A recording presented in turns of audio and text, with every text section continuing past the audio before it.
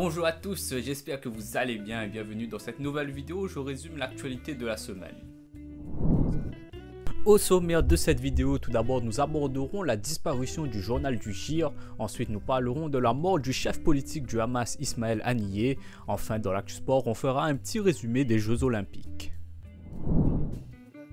Le journal de l'île de la Réunion, l'un des deux titres presse écrite de l'île, a été placé en liquidation judiciaire ce mercredi dernier et met au chômage plus de 80 salariés. Alors petit point histoire, le GIR a été fondé en 1951 par un certain Fernand Casal et petit à petit le journal s'est fait une place dans la vie quotidienne des Rayonnais et malheureusement après plus de 73 ans d'information, c'est une douloureuse disparition pour la presse écrite rayonnaise.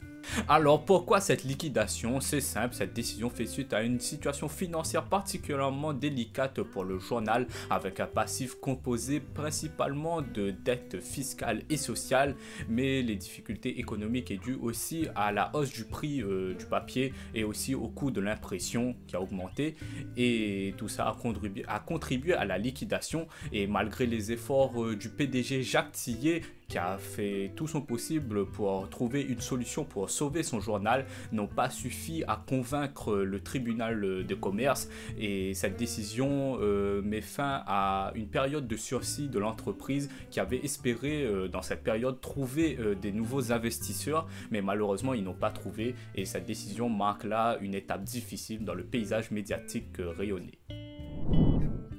Dans l'actu international, on a le chef de la branche politique du Hamas, Ismaël Haniyeh, a été tué dans une frappe aérienne alors qu'il était en visite diplomatique à Téhéran ce mercredi 31 juillet. Décidément, il s'est passé pas mal de choses ce jour-là.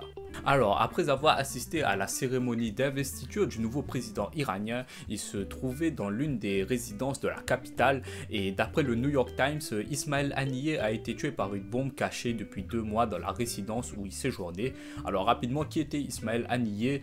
Il était vu comme le représentant diplomatique du Hamas. C'était lui qui était chargé de négociations du côté palestinien, notamment dans le cadre d'un cessez-le-feu à Gaza.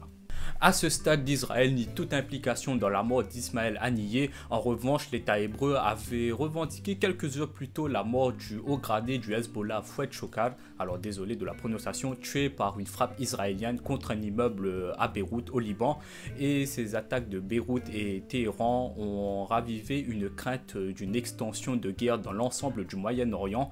Et de son côté, le secrétaire général des Nations Unies Antonio Guterres a déclaré « Les récentes attaques en Iran et au Liban représentent une dangereuse escalade à un moment où tous les efforts devraient au contraire mener à un cessez-le-feu à Gaza ». Dans l'actu sport, on va parler des Jeux Olympiques et la star française de ces JO, c'est bien évidemment Léon Marchand. Alors c'est simple, 4 courses, 4 médailles d'or, 4 records olympiques, ce mec marche littéralement sur l'eau. Et il devient le premier français à être quadruple champion olympique lors d'une même édition. C'est incroyable. Ensuite, on a Teddy Riner qui a remporté sa 3e médaille d'or olympique après Londres 2012 et Rio 2016. À 35 ans, le judoka français a montré qu'il était intraitable sur le tatami, mais il a aussi remporté la médaille d'or avec l'équipe de France contre le Japon dans une finale riche en rebondissements. Mais ce n'est pas tout car la semaine dernière a eu un événement qui arrive tous les 100 ans, à savoir un podium uniquement composé de Français. Joris Daudet, Sylvain André et Romain Maillot ont réalisé une performance extraordinaire dans l'épreuve de BMX où la concurrence n'a pas vraiment existé, bravo à eux. Joris Daudet, le leader depuis hier, il est incroyable, il est là, ouais, c'est pas vrai, il l'a fait, c'est pas vrai. Et je voulais rajouter un petit point de vue sur ces Jeux Olympiques en général. Alors tout le monde pensait que ça allait flop alors qu'en fait non, il y a vraiment un vrai engouement pour tous nos athlètes français et même pour l'événement en général et moi je trouve ça vraiment merveilleux.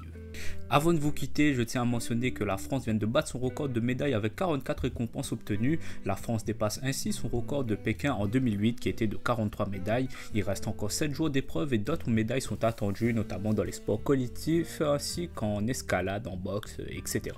Mais il faut savoir quelque chose, que ce record n'est pas le record absolu car en 1900, lors des Jeux organisés pour la première fois à Paris, la France avait récolté 102 médailles dont 27 titres, mais cette année-là, le nombre de délégations était bien plus faible et les disciplines étaient réparties différemment. Et voilà, la vidéo touche à sa fin. N'hésitez pas à vous abonner, à liker et à partager la vidéo. Et moi, je vous dis à la prochaine pour une nouvelle vidéo d'actu.